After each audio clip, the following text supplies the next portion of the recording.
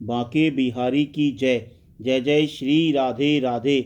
मैं शैलेंद्र सिंह अपने YouTube channel के माध्यम से आज फिर एक धार्मिक कथा लेकर आया हूँ, जिसका प्रसंग है जाने अनजाने में किए हुए पापों का प्रायश्चित कैसे होता है। तो शुरू करते हैं आज का प्रसंग। श्रीमद् भागवत जी के छठे स्कंद में महाराज राजा परीक्षित ने श्री सुखदेव जी महाराज से एक बहुत सुंदर प्रश्न किया था। यदि हमसे जाने अनजाने में कोई पाप हो जाए तो क्या उस पाप से मुक्ति का कोई उपाय है? क्योंकि आपने 5वें स्कंद में जो नरकों का वर्णन किया है उसको सुनकर तो गुरुवर रोंगटे खड़े हो जाते हैं। गुरुवर, मैं आपसे यह पूछ रहा हूँ कि यदि कुछ पाप हमसे जाने अनजाने में हो जाते हैं, जैसे चींटी मर गई, हम लोग श्वास लेते हैं तो कितने जीव श्वास के माध्यम से मर जाते हैं। भोजन बनाते समय लकड़ी जलाते हैं, उस लकड़ी में कितने जीव मर जाते हैं। और ऐसे कई पाप हैं जो जाने अनजाने में हो जाते हैं। तो उन पापों से मुक्ति का कोई उपाय है गुरुवर? श्री सुखदेव जी ने कहा, हे राजन, ऐसे पापों से मुक्ति के लिए हमें रोज प्रतिदिन 5 प्रकार के यज्ञ करने चाहिए। राजा परीक्षित ने कहा, गुरुवर, एक यज्ञ यदि करना पड़ जाता है तो सोचना पड़ता है।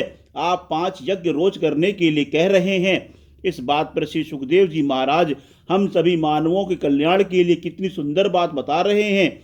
श्री सुखदेव जी बोले, राजन, सबसे पहला यज्ञ, जब घर में रोटी बने तो पहली रोटी गौ ग्रास के लिए निकाल देनी चाहिए।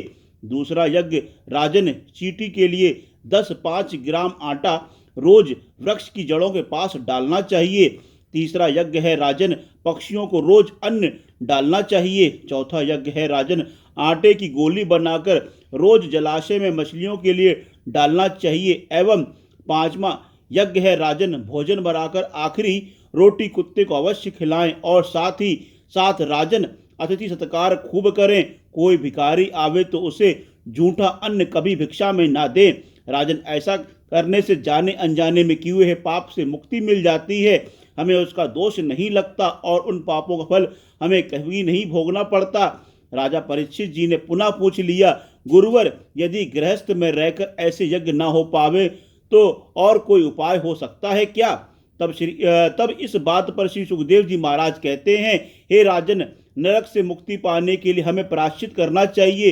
कोई व्यक्ति तपस्या के द्वारा प्रायश्चित करता है, कोई ब्रह्मचार्य पालन करके प्रायश्चित करता है, कोई यम नियम आसन के द्वारा प्रायश्चित करता है। लेकिन मैं तो ऐसा मानता हूँ राजन, केवल हरि नाम कीर्तन में ही जाने और अनजाने में किए हुए पापों को नष्ट करने की सामर्थ्य है।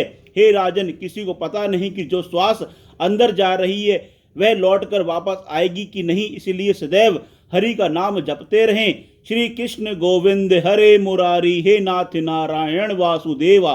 जय जय श्री राधे राधे।